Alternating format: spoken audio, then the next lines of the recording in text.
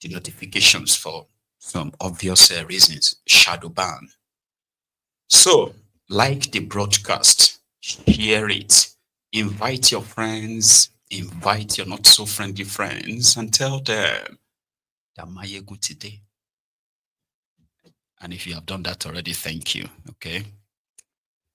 Yesterday, when the president of Brazil hosted Tinubu to a state banquet, like a dinner, sort of.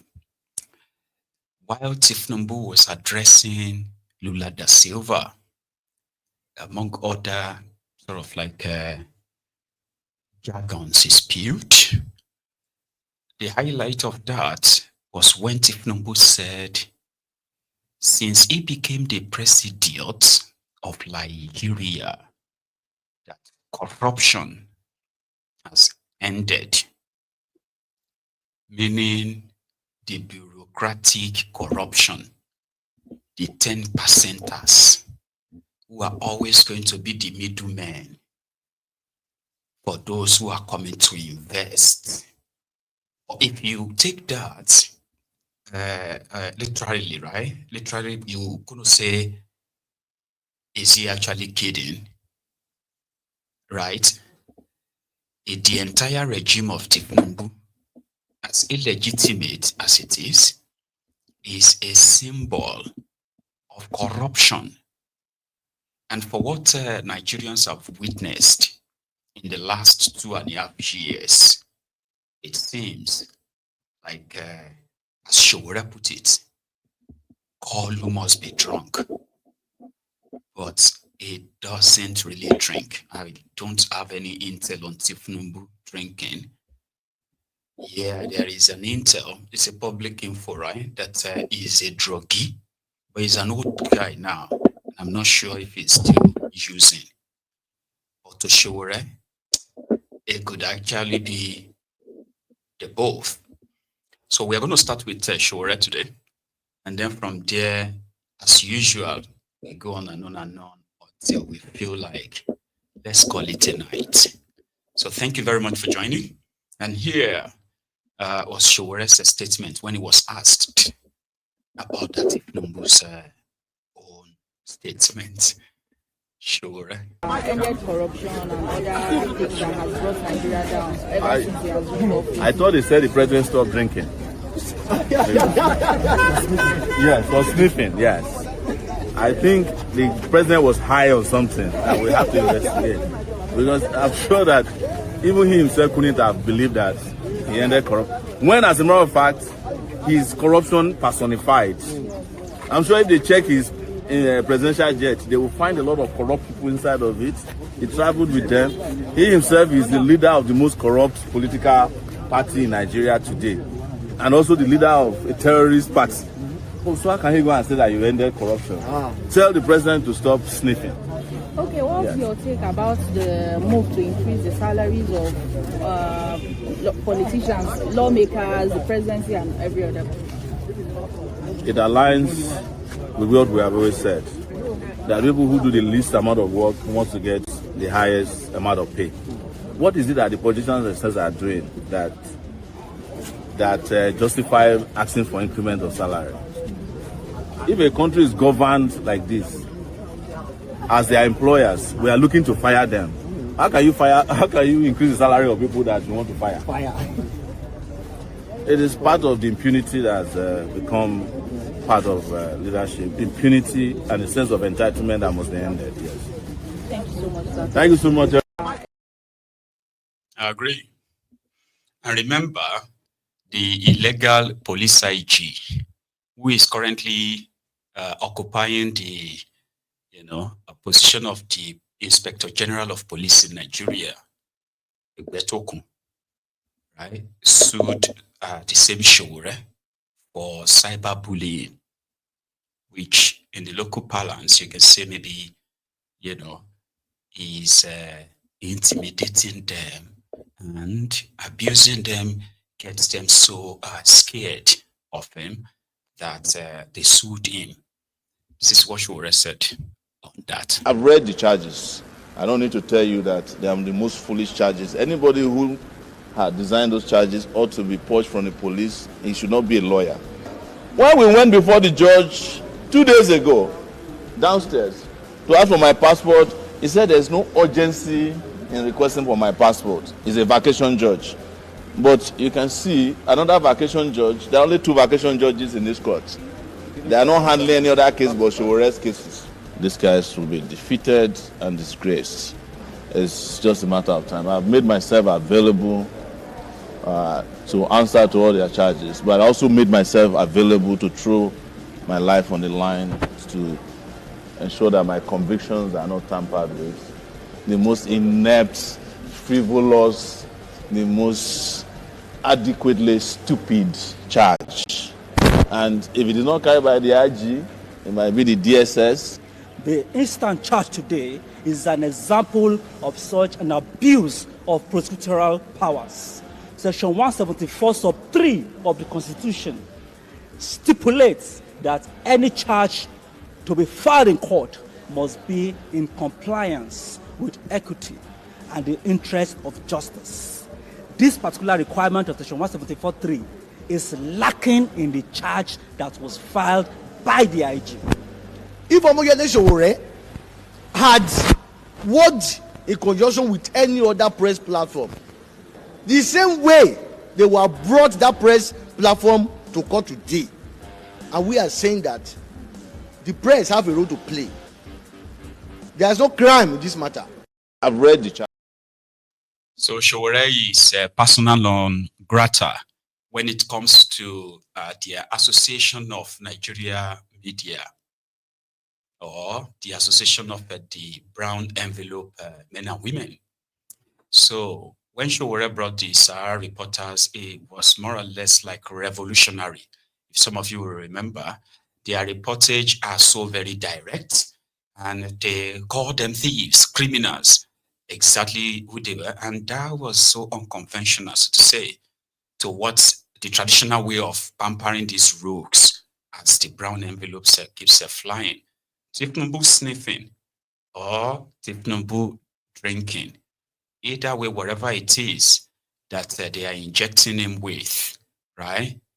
You would want them to possibly stop. And if they can't stop, it is ideal for those of you who still have your own mind intact to stop believing them, because there are people who believe them, right? Yeah, there are people who believe them.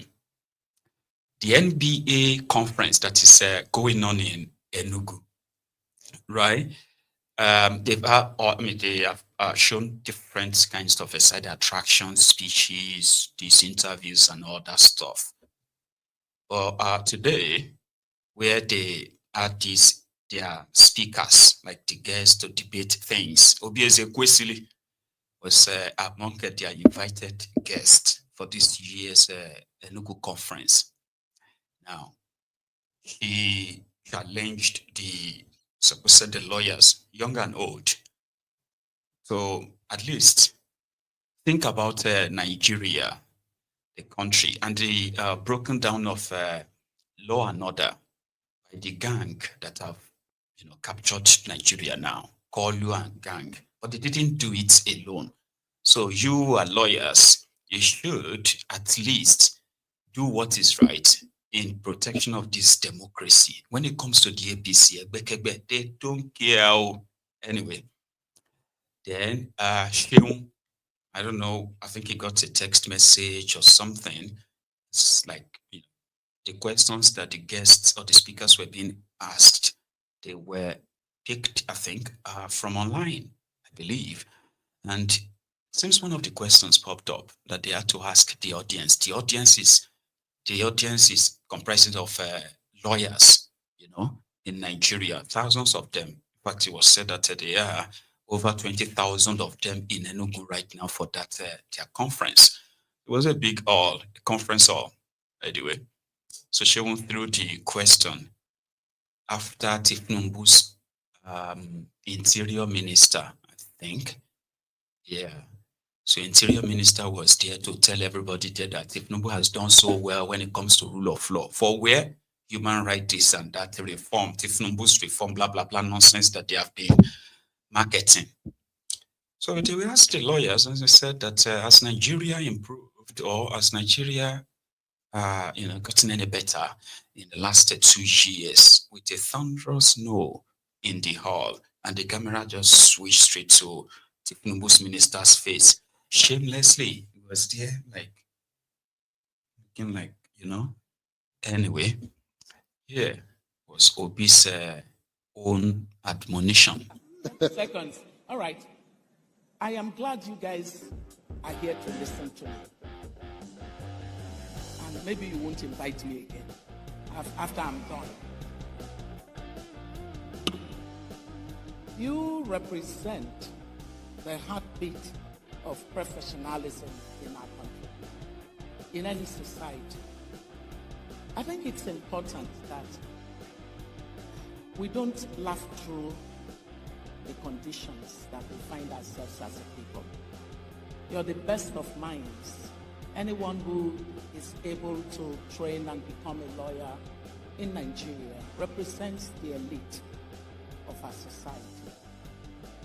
What's going on is an abandonment of responsibility by the elite of our country. The truth is, the people of this country, the larger population of the poor, are almost trapped in intractable poverty. Some 133 million are perniciously in that state of poverty. One thing that is fundamental are the choices that we make as a people. And guess what? The lawyers determining the rule of law of this society and what is rewarded, what is punished, at the heart of it. The question that I hope your conference this year would force each of you to ask is, should there be an evaluation of what our profession has done to provide the necessary guardrails for the behavior of our political class? It's got to be that we, as the privileged class, for as long as you're educated, you're a privileged class, we need to understand that this society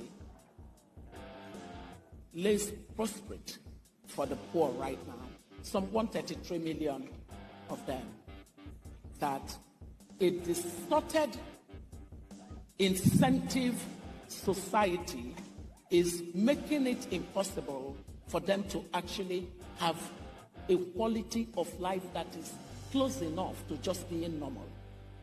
And therefore, I am praying that as the legal profession, you can agree that there is serious discussions that are making it difficult for incentives to align in the direction where hard work is rewarded. This country has to go back to rewarding hard work. This idea that politics is the pathway to becoming wealthy is an anomaly.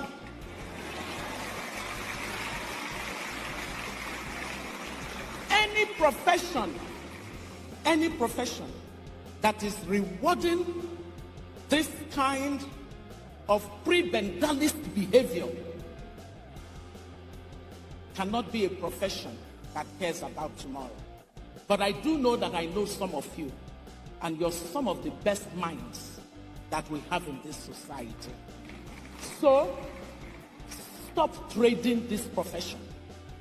Stop giving this profession over to a bunch of lousy politicians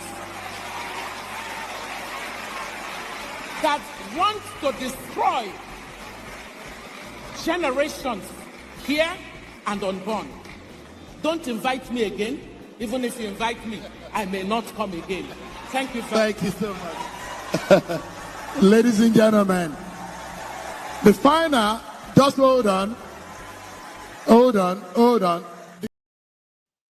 It was, how some people feels, and Obi Ezek is talking to the instrument or the tool in their toolbox, in the politicians' toolbox, the lawyers, whose job is to look for loopholes, or what they use in the legal terms, lacunas.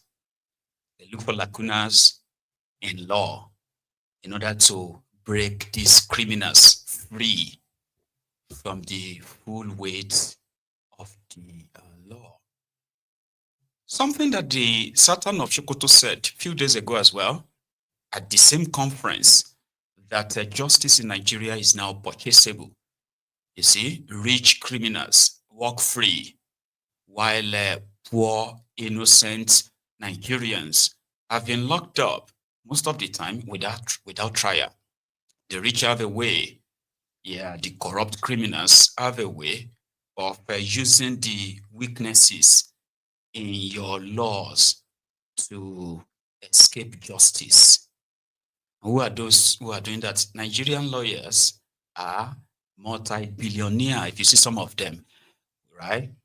You will see them, not only that they are working, let me even say this, not only that Nigerian lawyers are working to free the Nigerian criminals, politicians and the like, to free them from their crimes. Nigerian lawyers have collaborated with international foreign, foreign businesses, right, to rip Nigeria off by drafting, the sort of like legal agreements, right, that rewards these supposed foreigners or foreign businesses, right, and rip Nigeria off. In the process, they get so rewarded. They have so much money. In a lawless society, you have billionaire lawyers. In a place where the rule of law is almost like completely broken down, you have billion celebrity lawyers. They call themselves international lawyers. They have partners. They flaunt them everywhere above scrutiny, so to say. But at this same event, in that same event, Sheung Okinbaloye, the anchor of that conversation, right? That same, I don't know what they call it. It's like a roundtable conversation about legal issue in Nigeria and how Nigerians have become so much like enslaved in their own country, unprotected, not protected from the terrorists, not protected from the political criminals. So Nigerians are just existing, just for the existence sake. So, and those who understand how a chaotic rigged system works, they are ripping it off. They are making so much money. They are cashing out left, right, and center. And they are doing so shamelessly. You get what I mean? Oh, so they asked them. Sheung was like, I have a question here. I want to ask all of you in this room. Is Nigeria better now than it was 2 years ago? Like I said, a thunderous no from the people that will still chase the criminals who destroyed or are destroying Nigeria. This election is coming soon. Listen to this part. First question is Nigeria better today than 2 years ago? So I think that is for yes. Is Nigeria better today than 2 years ago? Okay, let's go to the second question. Do you think the nation is on the right track with the policies of the Tinubu government? Okay. All right. My third question, and this is very important, and we need to also think carefully. Is your hope renewed? No, I've not finished the question. Hold on. Hold on. I've not finished the questions. Hold on is a longer sentence. Is your hope renewed now, or do you think this government is in touch with the present realities of the average nation? For those who agree, say yes. Those who disagree, say no.